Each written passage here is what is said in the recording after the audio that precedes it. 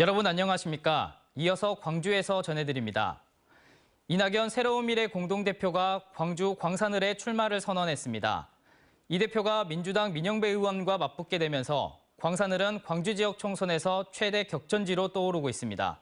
보도에 김영찬 기자입니다. 이낙연 새로운 미래 공동대표가 광주에서 총선 필승 결의대회를 열고 광주 광산을 출마를 공식 선언했습니다. 이 대표는 광주 시민들의 의견을 폭넓게 들은 결과 광산을 출마로 결정했다면서도 광산을을 선택한 이유에 대해선 구체적으로 밝히진 않았습니다. 이낙연 대표는 그러면서 이재명의 민주당은 호남 정치인의 싹을 자르고 있다며 광주에서도 큰 정치인이 나와야 전국에서 광주를 주목할 것이고 자신이 광주를 주목받게 만들겠다고 했습니다. 저는 광산을에서 민주주의 회복과 민주세력 재건을 주민들께 호소해 드릴 것입니다. 광주를 다시 자랑스럽게 만드는 방법에 대해서 주민들께 말씀드리겠습니다. 한편 이낙연 대표와 붙게 된 민주당 민영배 AB 후보는 소수 정당의 후보가 출마했을 뿐이라며 크게 신경 쓰지 않는다고 평가절하했습니다. 민주당에서부터 떠난 분들이 만든 그 소수 정당에 후보 하나가 더 후보 등록을 하고 출마를 한다고 해서 상황이 달라질 게 있습니까? 특별하게 달라지고 그럴 건 없을 것 같은데요. 친명계 대표 주자인 민영배 의원과 민주당을 탈당한 이낙연 대표가 맞붙게 되면서 광산을은 광주 전남 지역 최대 격전지로 떠올랐습니다. 이런 가운데 구치소에 수감 중인 송영길 전 민주당 대표도 광주 소구갑 출마를 준비하고 있는 것으로 알려졌습니다. 전직 민주당 대표들이 잇따라 광주 출마를 선언하면서 광주 민심이 어느 쪽으로 향할지 이목이 집중되고 있습니다. MBC 뉴스 김영창입니다. 더불어민주당 선거관리위원회는 경선 기간 중에 금지된 행위를 한 나주시 화순군 선거구 신정훈 예비후보에게 경고를 의결했다고 밝혔습니다. 신정훈 예비후보는 권리당원에게 경선 여론조사에서 권리당원과 일반 시민 자격으로 각각 투표하는 이른바 이중투표를 하도록 유도했다는 의혹을 받았습니다. 민주당은 앞서 같은 의혹이 제기된 목포 선거구 배종호 예비후보에게도 경고 처분을 내린 바 있습니다. 전남에서 민주당의 경선이 진행 중인 가운데 2인 경선 지역인 목포와 고흥보성 장흥 강진 지역구의 경선 투표가 시작됐습니다. 목포 선거구는 김원희 배종호 예비후보, 고흥보성 장흥 강진 선거구는 김승남 문금주 예비후보가 경쟁을 벌이고 있습니다. 내일부터는 영암무안 신안 선거구에서 3인 경선 투표가, 해남완도 진도 선거구에서는 2인 경선 투표가 진행돼 이번 주 민주당의 본선 대진표가 완성될 예정입니다. 최근 전기차 보조금 액수가 공개되면서 차량 구매 고민하시는 분 많을 텐데요. 전기차에서 가장 중요한 건 일회 충전할 때 주행거리인데 인증 기준이 제각각의 변수가 많아 이를 꼼꼼히 확인해야 합니다. 유민호 기자입니다. 지난해 말 11인승 수입 전기 승합차를 구매한 강모 씨. 차량을 인도받은 날부터 급속 충전이 제대로 되지 않고 있습니다.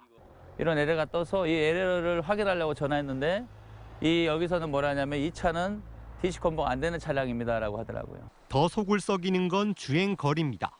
강 씨가 대리점에서 받은 홍보물입니다. 1회 충전에 최대 419km 주행 가능. 한국자동차연구원의 FTP 75 모드 기준으로 다른 요건이나 기준은 나와 있지 않습니다. 주행거리에 관한 별도의 안내나 주의도 받지 못했다고 말합니다. 저도 그래서 350km는 생각을 했거든요. 가장 악조건이 있을 때. 그런데 이제 267km 나온다고 뒤에 들은 거예요, 제가. 근데 아직도 버젓이 유튜버라든가 방송에 419km 홍보하고 있습니다. 전기차를 구매하기 전에 이 차가 다양한 조건에서 얼마나 주행이 가능한지 반드시 확인해야 합니다.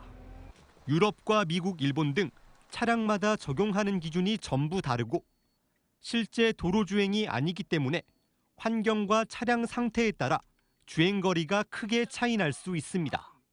전문가들은 차량 제조사가 여러 조건에서 측정한 주행거리를 소비자에 제공할 수 있도록 제도를 개선해야 한다고 말합니다.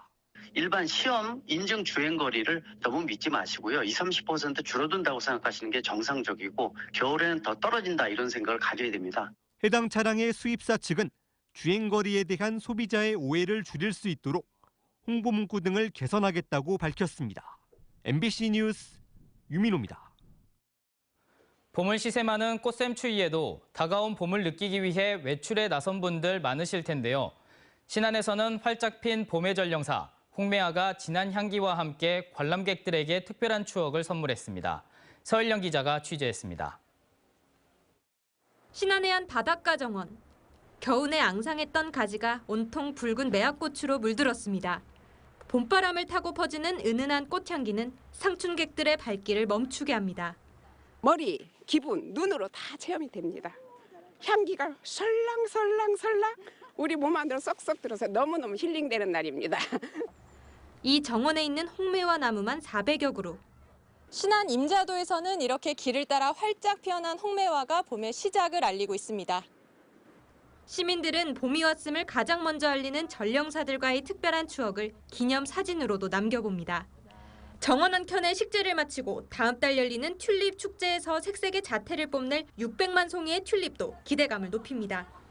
다행히 조금씩 피어나서 이 튤립꽃들이 한 칸씩 틀릴 거예요. 꽃이 분홍색이 있을 것이고 노란색이 있을 것이고 그걸 상상해서 보니까 훨씬 이쁜데요. 도심의 공원에서도 얇아진 옷차림의 시민들이 가족과 함께 나들이를 나와 모처럼의 야외 활동을 즐겼습니다. 기상청은 이번 주 광주 전남 대부분 오전에는 다소 쌀쌀한 날씨를 보이겠지만 차차 기온이 높아져 목요일쯤 완연한 봄 날씨가 찾아올 것으로 전망했습니다. MBC 뉴스 서유령입니다. 광주FC가 강원FC를 상대로 개막 2연승에 성공했습니다. 광주FC는 광주축구 전용구장에서 열린 강원FC와의 홈경기에서 경기 시작과 동시에 선취점을 내줬지만 외국인 선수 가브리엘이 혼자 2골을 넣는 등 후반에만 4골을 몰아넣는 집중력을 보이며 역전승했습니다. 다음 주 일요일 포항 원정 경기에 나서는 광주FC는 포항 스틸러스를 상대로 3연승 사냥에 나섭니다. 복합 쇼핑몰 건립을 추진 중인 현지법인 더현대 광주가 광주 임동 옛 방직공장터 개발 사업 민간 사업자와 부지 매매 계약을 체결했습니다. 광주시에 따르면 해당 부지는 3만 3천여 제곱미터로 더현대 광주는 이곳에 연면적 29만여 제곱미터 규모로 건립되며 더현대 서울보다 1.5배 더 큽니다. 더현대 광주는 올해 하반기 건축 인허가를 받아 내년 상반기에 착공, 오는 2028년 문을 열 계획입니다. 한편 광주시는 방직공장터 사업계획을 담은 지구단위 계획안을 오는 18일까지 광주 시민들에게 공개하고 있습니다. 광주 광산구 본량동이 쓰레기 소각시설 유치를 철회했습니다. 광주시에 따르면 쓰레기 소각시설 후보지 중 한 곳인 광산구 본량동이 인근 주민들의 반대로 지난 6일 광주시에 쓰레기 소각시설 유치 취하서를 제출했습니다. 이에 따라 광주시는 나머지 후보지 6곳을 대상으로 입지 선정 절차를 진행할 계획입니다. 장성군의 한 주택에서 나무를 자르던 80대 남성이 전기톱에 다리를 다쳐 숨졌습니다. 장성 소방서 등에 따르면 어제 오후 5시쯤 장성군 삼계면의 한 주택에서 85살 정모 씨가 전기톱에 다리를 다쳐 병원으로 이송됐지만 심한 출혈로 숨졌습니다. 경찰은 정 씨가 땔감용 나무를 자르다 사고가 난 것 같다는 가족들의 진술을 토대로 정확한 경위를 조사하고 있습니다. 언제 어디서나 내 손 안의 뉴스. 광주 MBC 뉴스 유튜브 구독으로 함께하세요.